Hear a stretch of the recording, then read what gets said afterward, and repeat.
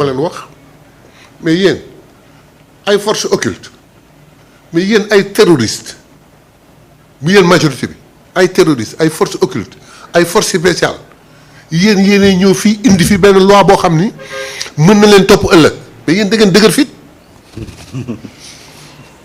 foofu laa yem ci wax soit dañu dëgër fit soit ils sont sûrs que defuñu dara àggalewu ba ko foofu léegi nag li am ba des mooy leen il faut ñu comprendre benn mbir oui que loi d'amnistie bi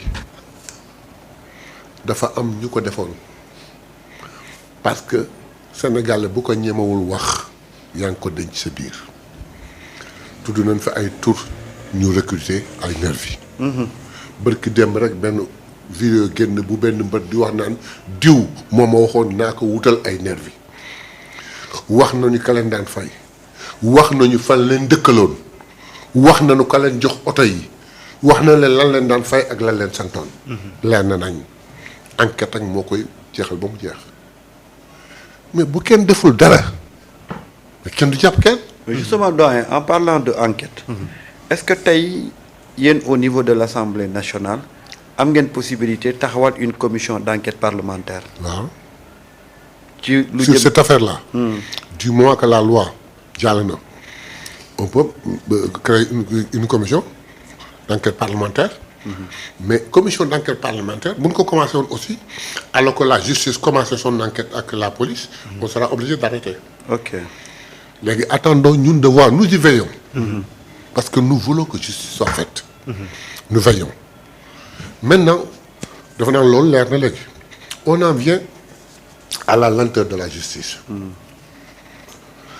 suma collègue man ci sama intervention le temps ne me l'a pas permis mais très honnêtement à la fin de mon intervention j'allais demander pas exiger j'allais supplier le ministre de la justice. pour mu supplier les juges pas mu jox leen ay instructions pour ñu accélérer un peu leur pas foofu laa war a jeexalee. da nga d'accord ne yoon bi ni muy doxee dafa yéex. man mii dama ko gëm. mais le ministre de la justice répliqué il m'a totalement convaincu. ci li mu wax. bala ñuy yegg ci li mu wax. mais ñu constater rupture bi au Sénégal. une majorité écrasante de l'Assemblée nationale ministre de la justice toog sa kanam nga naan ko dimbalu ngeen dalal seen tànk di ko supplier. je dis jamais vu. waaw loolu kenn mësu koo gis ci régime yi. amul fenn. deuxièmement le ministre de la justice ni kenn duma band baranje. waaw taxaw ne jàkkaarloo vous attendez pas à ce que je mette la pression sur les juges. Je ne le ferai pas. Je les vois travailler et j'aime bien ce qu'ils font. Ils le font très bien. Maintenant mais est-ce que affaire bi dafa yéex wala yéen a yàkkamti mbir yee bare te juge yi barewuñu. juge doyuñu. doyuñu. ñu ngi def seen kéemtalaay kattan. fi ma toogoon foofu à l'Assemblée je me dis kii dem mat na li ñu koy doyee. waaw. kii dem mat na li ñu koy doyee. bu janook ñi lay jox ndomba tànk bi nga yor. waa ñun nag député yi. ñaan la ñu mënoon. parce que on n'avait pas d'instruction à donner au ministre seqali ko ak moom. ñaan nañ ko tontu nañu moom tamit ci tontom. waaye suñu kilifa ñun ñëpp wax na. mu le président. nee na ci wax yu teggin ak ci wax ju rafet pour rassurer le peuple. parce que dëgg gi ministre de la justice wax dafa rëy te pourtant dëgg la nag dëgg neexul mais il a apaisé. en disant que d'accord na que le temps de la justice n'est pas le temps de la politique. mais xam la il doit être le temps du peuple bi nga xam ne mu ngeen di ki leen. rendre justice. mën naa comprendre barewul leen certainement. mais dossiers yoo xam tënk nañ ko ba pare rapport yi am na ba recommandation yi am na. mais war ngeen mën a gaawal seen tànk tuuti. wax ko ak teggin. moi je suis sûr que juge bu yoroon dossier ce jour-là. da nga ne wax dëgg yàlla président wax na dëgg. band barajewuma forcé wu ma ñaanuma mais wax na loo xam daal wax dëgg yàlla war naa mën a peuple bi nga xam ne moom laay defal jugement war naa mën a accélérer sama procédure tuuti donc loolu laa ci mënoon expliquer sur loi interprétative qui en fait est résumée sur un seul fait ndax ñi doon rey ak ñi doon torturer loi amnistie bi daf leen di muccal Amadou Ba ànd ak député Pastef ni mukk kenn du ci mucc ku rayoon wala nga torturer doo mucc loolu rek mooy loi interprétative mu nekk lu am solo. lu am solo. en tout cas mu nekk lu am solo doy. waaw yaakaar naa ni honorable def na résumé bu am solo mais itam bu mucc ayib ci li nga xam ne moom moo di cette loi interprétative yow lan nga ci dolli. en fait moi je pense que tey lii dafa bokk ci li nga xam ne c'était une revendication une demande sociale parce que sénégalais yi dafa am ñoo xam ne tey li gën a tax ñu mobiliser wu pour porter c'est le Pastef au pouvoir c'est reddition des comptes fexe amnistie bi tëb loolu moo nekkoon seen problème kon ñu leeral ñi def ñaawteef yi donc comme ni ko doyen waxee dafa amoon bëgg ndëgg sërëx yu bari yoo xam ne moo parce que en réalité boo toogee ba sàgg dégg ñi créé woon amnistie bi tourné ne nañu abrogé amnistie bi totalement ñi ko fi tegoon mais sa xel war naa ñaaw ñi ko fi tegoon wëlbati ko ne nañ ko fi dindi carrément. waaw.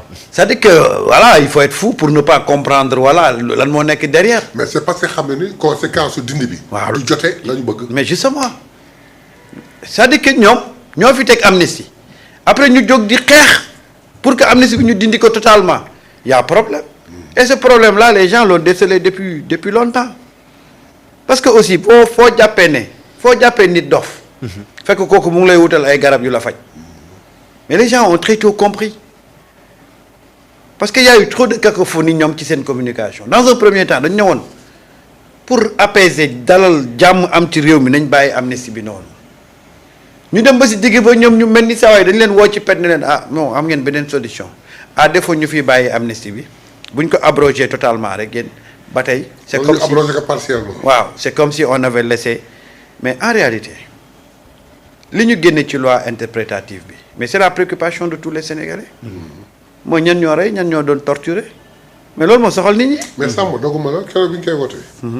ñan ñoo nekkoon la place réservée au public. ñan ñoo fa nekkoon les victimes. ba amee ñenn ci sénégalais yoo xam ne nee nañu day dem contester ji. waaw bi booy yi déggee ni ñu ngi yëg ville ñoom ñoo fa bàyyi assemblée nationale génn ci biti di xaar ñuy xaar ba kenn accès assemblée nationale. c'est du jamais vu lu ma am Sénégal. après. dafa mel na ñoo ñooy wax naan sama loi bii ñi may woteel day jàll. mais loolu mooy le problème des Sénégalais.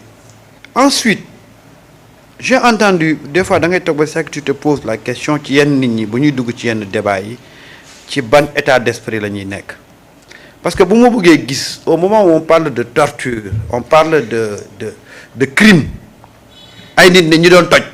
ñi ñàqal nag il te parle de matériel. bëgg ko def un argument solide ci penc bi. alors que ay bakkan yu. alors que ñun dañuy wax ay bakkan ay nit yu ñuul ay nit yu laggi ay nit yoo xam ne dañoo dem ba nekkatuñ góor ndax ay torture. c'est le troisième point que j'ai oublié de développer. vas-y. allez-y. comment peut-on di comparer dee ak matériel bu lakk. jël nit jël bakkanam mu dem ba faw ak kii nga jël matériel am lakk ko mbaa nga toj ko nga xam ni mën nañ ko defaraat.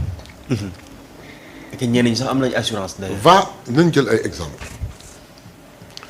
France am na 1 an la mort d'un jeune arabe. a fait que révolte am fa. Nayel. avant boobu sax gilets jaunes yi pendant combien de temps et toutes les semaines. est-ce qu'il y a eu un seul mort ñaata cas a fa waxuma la kaas même des agents de police ont été blessés. chaque semaine. déggoo ko fu dee. Nayel bi mu dee ñu lakk presque ñaata oto 12 000 oto lakk ay commissariat lakk ay préfecture est-ce que dégg nga benn nit bu fa dee mais pourquoi au Sénégal sortir manifester un droit boo xam ne constitution moo ko maye nekk suicide ba nga mën ci dee mais c'est pas possible.